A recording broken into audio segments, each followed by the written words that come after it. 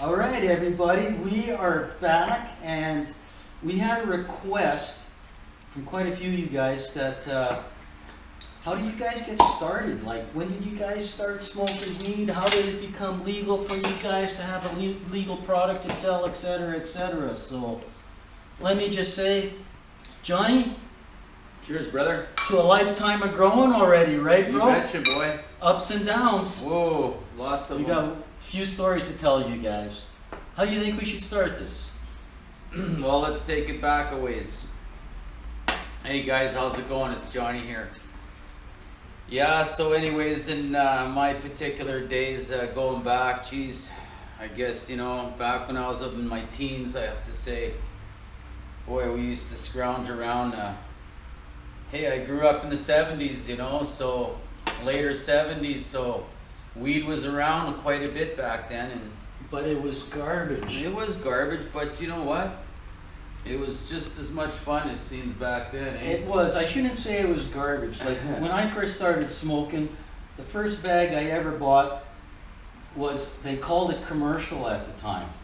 The guy sold it to you. He measured 4 fingers, no scale or anything. It was loaded with seeds. We were so happy to get that. 20 bucks. Yeah. You take it home, roll it out on the LP jacket, right? Let the seeds fall out. Let the seeds fall out, and you'd have some smoke. You know, I used to get stuff that didn't even have, but it was like it was leaf.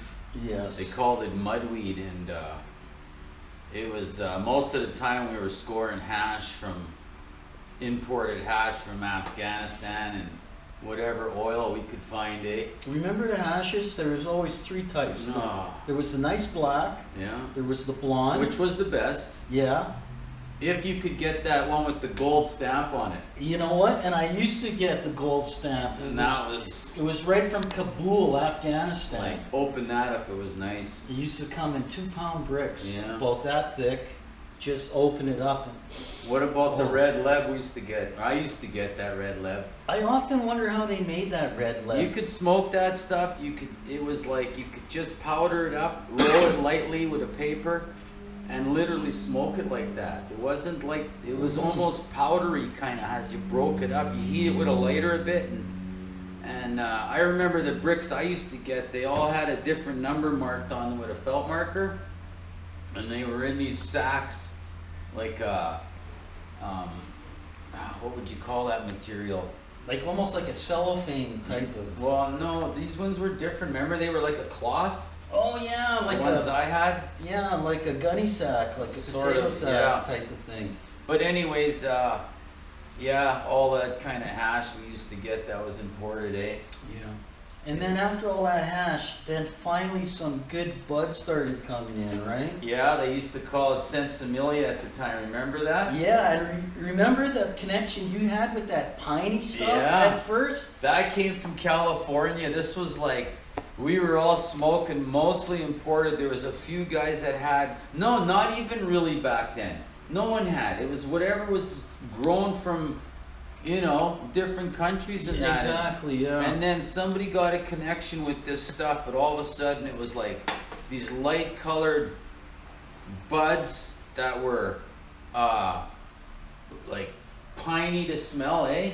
Lots of red hair in them. I think it came from California. I think so. It was such a delight to smoke that stuff. Like, we were getting charged for that about, I think it was about 100, 200 bucks a bag, eh? Back Easy. then, yeah. And Yeah. it was one of the first hybrids we ever saw. Yeah, basically. yeah. And then from there, you know, the weed was coming around a bit, and Then other land races started to come in. I was already fooling around growing back then too. Never knew how to really turn it from a growing plant to a flowering plant, because I just didn't know the trick of turning those lights over. But we always just used the sunlight. So, I mean, I remember growing at home as a kid. Remember the old man? He's like, "That thing's big enough. Get it out of here now. It's gonna get us busted." So, we grew a few times back then when we were kids, but we weren't getting anywhere with it. And how we actually started, eh? Just with basically street lamps. Well, let me tell you this story. Like, I had a couple buddies that ended up I guess they figured this out a little before we did, and what they did was one day I went in to see their crop, and there they had a basement full of plants and 5-gallon pails about that high, anywhere even higher, and they had buds on them, and I can remember the first time looking at all the dust on them and everything, and the resin on them, and I'm like, oh my God, how did you guys grow these buds? Like, how do you get buds? And they're like, all you have to do, man, is like turn the lights off for 12 hours every 24, out of a 24-hour period. 12 on, 12 off. And That was like a couple, magic. 3 months, man, you're talking like colas. So, man, now that's what really drove me to like really start to grow better. And then like you said, so where do you get lights from? There wasn't even grow shops back then. We ended up getting I ended up starting off, and most people did, is with the 400-watt metal halide. They were really common to get, like a street light, like a ballast and a capacitor. They were raw. We were buying these things there, remember? And we were building our own metal boxes, and then, oh man, we started rough. We didn't even have any fertilizer. We used to have to go to this place called Schreimer's, Yeah. And we used to buy the nitrogen, the NPK, and we used to make our own actual fertilizer. And you know, because you wanted more nitrogen or more Nitrogen for your grow and a little you more wanted to phosphorus. switch it up as you were growing, right, for flowering and growing. And man, we've come a long way, man. Well, a long way. I remember when guys first started growing too, there was a lot of land races around, and they would just basically use the seeds from whatever bag they bought. And you used to see some really weird weed. Remember that sativa plant where that guy got busted? You took me there one time. It was like about that thick, and it was curled up in his living room, and it was. You remember that? Yeah. That was a weird looking. You had some really weird looking breeds to choose from back then. Do you Not remember like that today. one breed I got from a friend that was? Remember, we had no name because this guy started the same way. A bunch of seeds. He started to flower them because now everybody knows how to. Back then is how to trigger the plant. So like say, bro, you just planted a bunch of seeds. You started to flower the females, and you see what you got, right? And this guy ended up with one. Remember that one? Mer? It was like we called it Candy. Candy's dandy. Because it was like.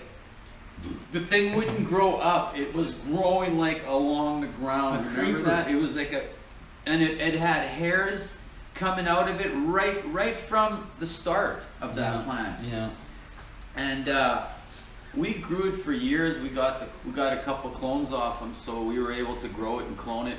And remember else, it was like a 6 week. At 6 week, Couldn't believe it. To this day, have we ever found anything that even Never. tastes similar to some Oh, of I those wish breeds we still had that. The breeds now we grow, they just don't seem to have that nice taste, eh? There's not much diversity. Everything's bred with everything else nowadays. It's like, do you remember that candy plant? That was so, I don't know, uplifting, eh? It was a real sativa, but it flowered so fast. What caused that, I wonder? I don't know where that was from. You know, look at all the breeds we've been through though, eh? Growing, bro. Yeah.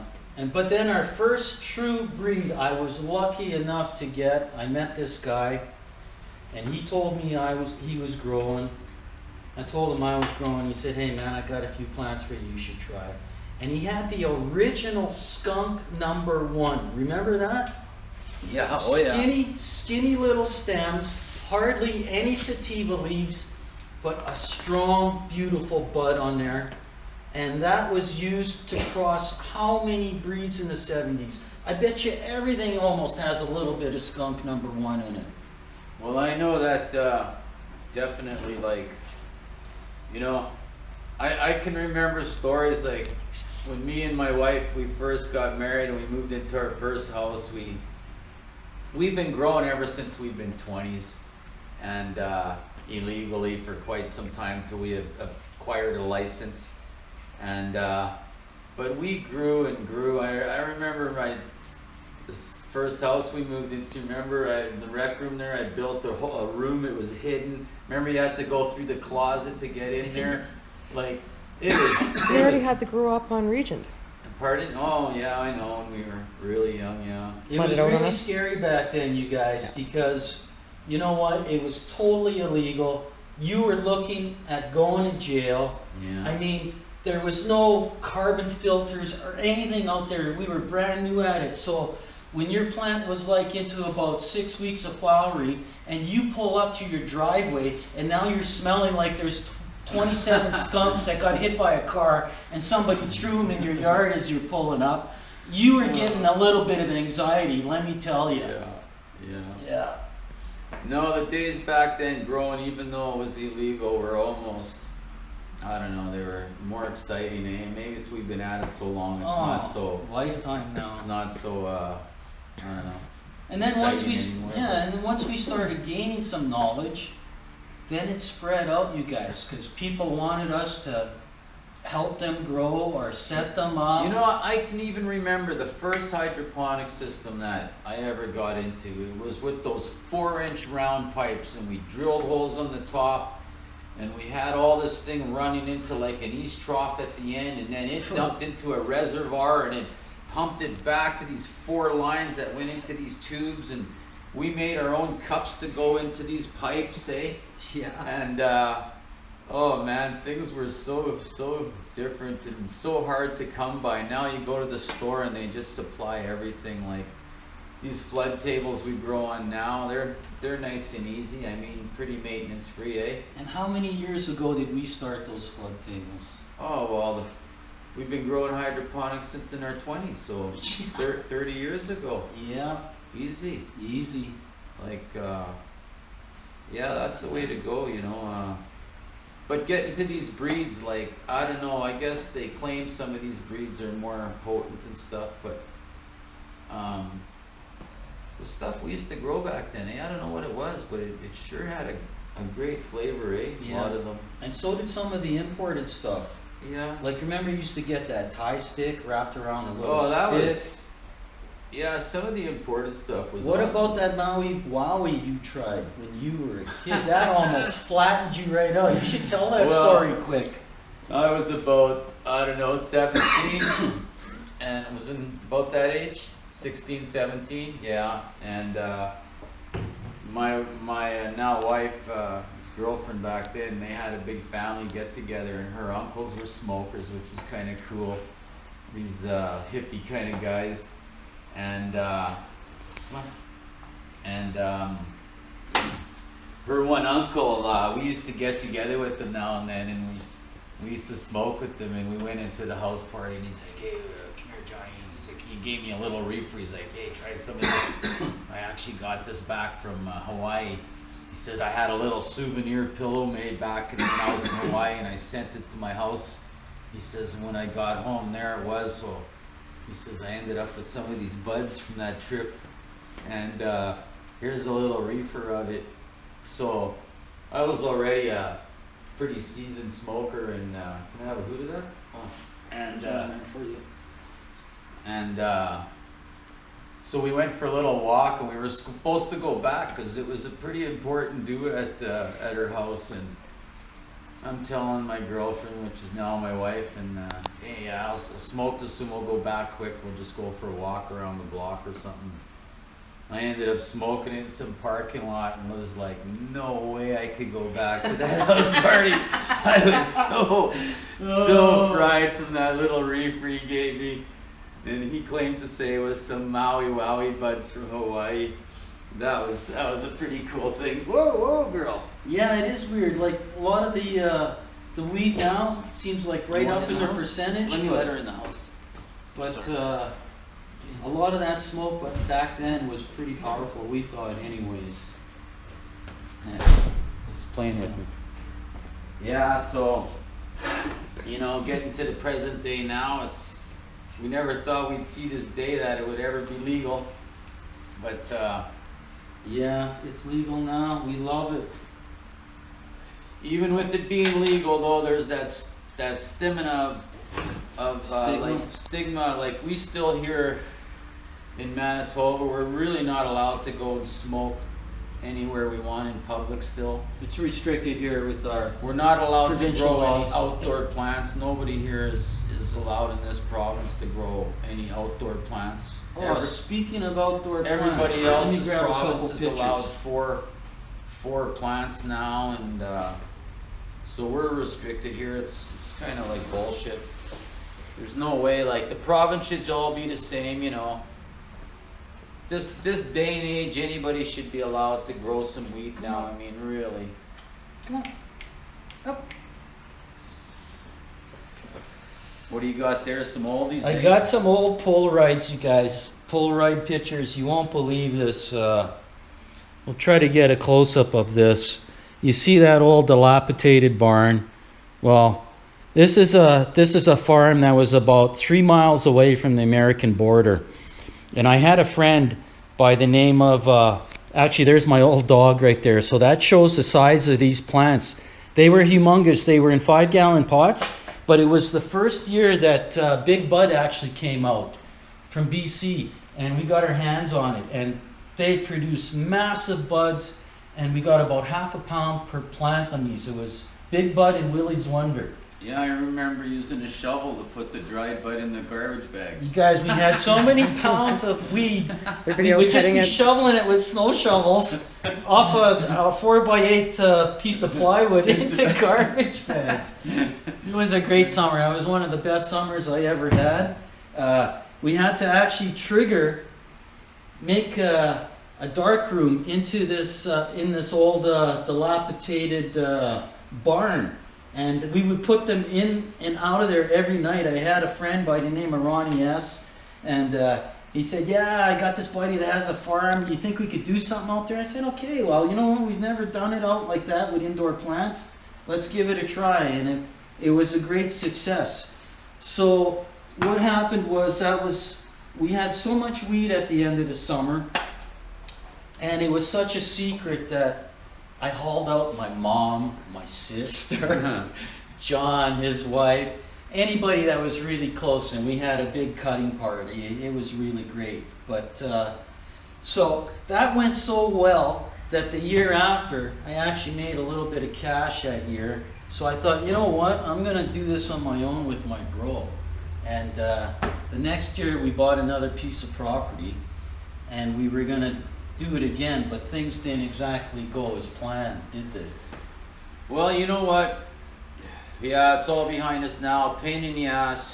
4 years in and out of court.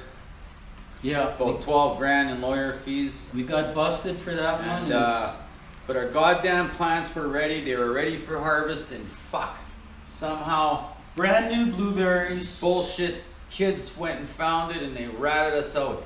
Yeah, And that was the end of it. yeah. It was quite an ugly story because our camper got shot up, right? Yeah. About 100 bullet holes. Yeah, it was ugly. It was Needless ugly. to say, I mean, yeah. The RCMP here, they had. We were lucky to get off the court case at the end of it all. Yeah, we won that one. It cost us money, but we won the court case, so Yeah, we paid our dues a few times, you guys, yeah. for the almighty weed. Definitely should. Yeah. I'd really suggest if you grow nowadays, you can just keep it legal, get yourself a license, and then you can talk about it, show a little bit about it, and It's the only way to go, you guys. guys. You're safe, and yeah, you're not gonna have that knock at your door and you're Yeah. busted. And remember, vote for legalization, whoever's going to push that for you. You know, we know it is legal here in Canada, and hope if it's not legal where you are, hopefully it is one day.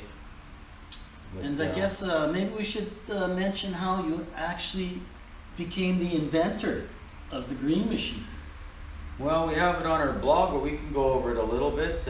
Well, I remember telling you one day at work, John, there's all these fires in the States, like explosions, like these guys are making shatter and they're burning themselves. There's people. Yeah, but take it back a little bit, bro. Remember, Okay. I mean, we were doing all these outdoor crops, remember, and yeah, and we were growing weed for years, outdoors too, because we were taking that weed and we were turning it into hash. And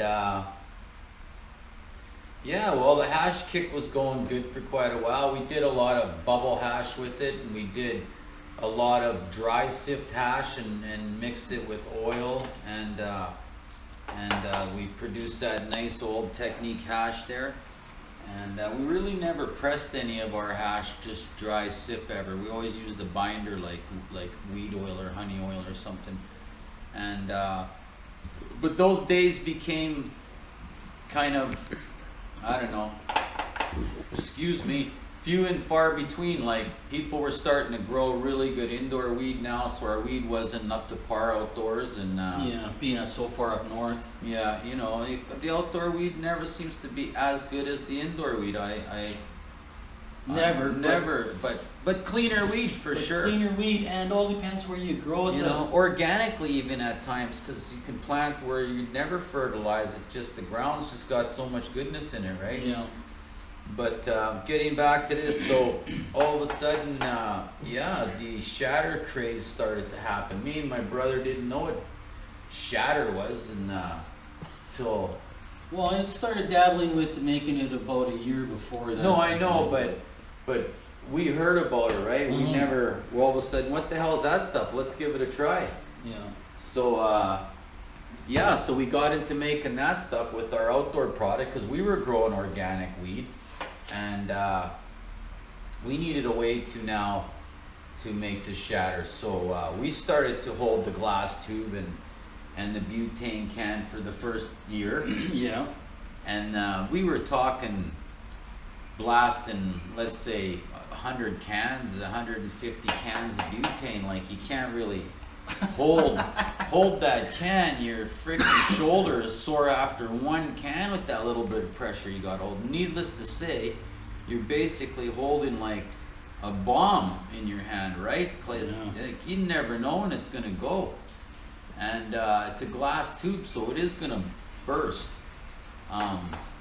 You know, that's probably the only saver. If it's being a glass tube, it would break easier than, say, a solid metal tube would really explode, right? Because holding the combustion in. Yeah, at least a tube would break, the end or something would shoot off. Yeah.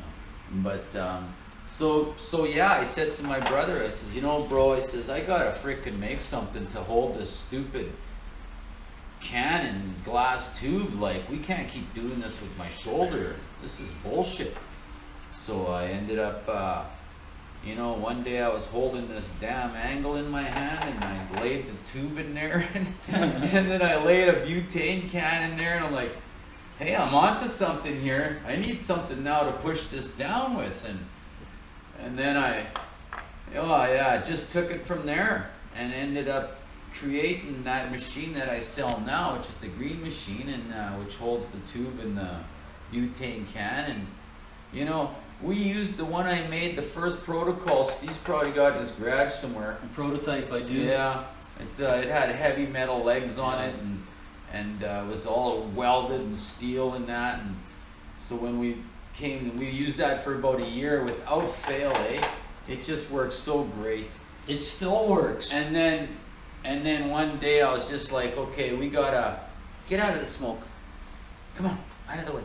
We gotta make this for other people to use, you know, to just save their shoulder, save their ass in case it ever goes off. And that's where we took it. And yeah, we came up with that machine, and we created the legs, and we created the body for it, and yeah. And appreciate everybody that's bought in one. And thank you, everyone. Really, you know, tried it out, and it's a sidekick for me, and yeah, it's a lot of fun dealing with everybody and talking to everybody that does this. Kind of like we're one big crowd of family that likes doing this stuff. So yeah, it's been right on having everybody supporting us. So I appreciate that. Yeah. Well, bro, should we wrap this session up? I guess so. I'm gonna start boring everybody. Yeah. All right, you guys. Peace and love to everyone as usual. Remember what I said, eh? Keep those green thumbs up. So yeah, we'll talk with you guys all soon. Okay, bye, guys. Bye.